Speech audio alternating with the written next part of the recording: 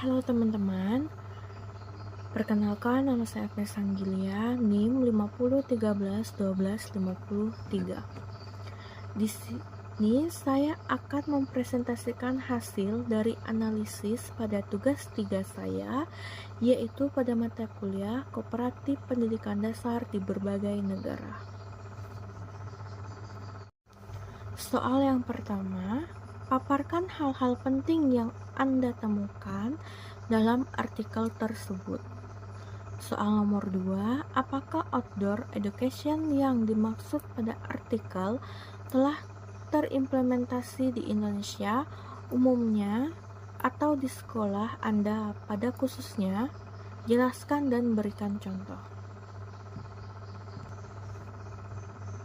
Hal penting dari artikel. Tujuan studi melakukan scoping review terhadap penelitian empiris mengenai pendidikan luar ruang berbasis sekolah school-based outdoor education di 5 negara Nordik, Denmark, Finlandia, Islandia, Norwegia, dan Swedia. Temuan utama, jumlah studi dari 586 studi yang ditemukan, 52 studi memenuhi kriteria inklusi dan dianalisis lebih lanjut. Metode dominan, mayoritas studi bersifat kualitatif dilakukan di jenjang pendidikan dasar primary school.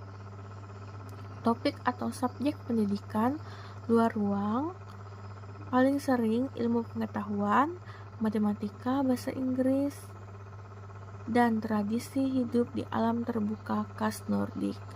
Studi yang menyentuh topik kesejahteraan, well-being, proses belajar mengajar, dan penggunaan sumber daya digital.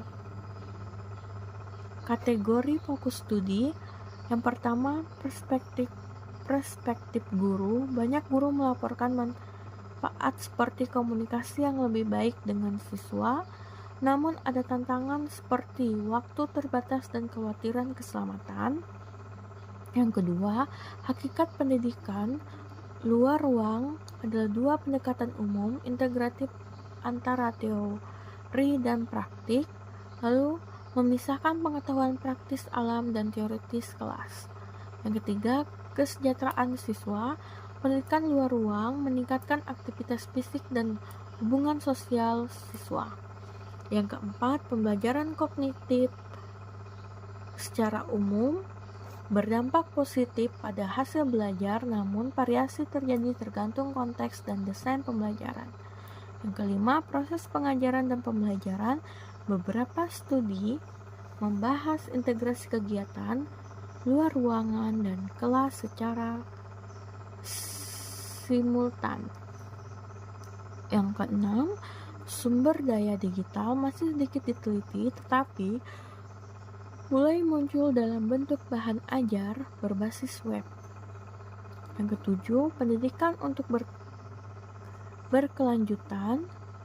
Beberapa studi menyoroti potensi pendidikan luar ruang dalam membentuk kesadaran lingkungan dan keberlanjutan. Kesimpulan, walaupun ada persepsi kuat tentang tradisi Nordik dalam pendidikan luar ruang, hasil studi menunjukkan bahwa praktik dan pendekatannya beragam dan dipengaruhi oleh faktor budaya, kebijakan kurikulum, dan dukungan kelembagaan. Lalu yang kedua, apakah outdoor education yang dimaksud pada artikel yang telah terimplementasi di Indonesia umumnya atau di sekolah Anda pada khususnya? Jelaskan dan berikan contoh. Outdoor education yang dimaksud dalam artikel mengacu pada kegiatan pembelajaran di luar ruang yang dilakukan secara terstruktur dan rutin, dipimpin oleh guru sekolah dan bertujuan mendukung pencapaian kompetensi dalam berbagai mata pelajaran. Contohnya termasuk kegiatan belajar di taman, hutan, kebun sekolah, atau lingkungan sekitar yang mendukung mata pelajaran seperti sains, matematika, bahasa, dan pendidikan jasmani. Di Indonesia secara umum, konsep seperti ini belum terimplementasi secara luas dan sistematis sebagaimana yang dijelaskan dalam praktik UD-School di negara-negara Nordik. Pembelajaran di luar kelas umumnya masih bersifat insidental, seperti dalam bentuk kunjungan lapangan, studi wisata, atau proyek kegiatan lingkungan hidup, namun tidak dilakukan secara rutin dan terpadu dalam kurikulum formal. Di sekolah saya sendiri, berupa bentuk outdoor education memang pernah diterapkan namun masih terbatas. Misalnya, guru IPA pernah mengajak siswa belajar langsung di taman sekolah untuk mengamati tumbuhan dan serangga.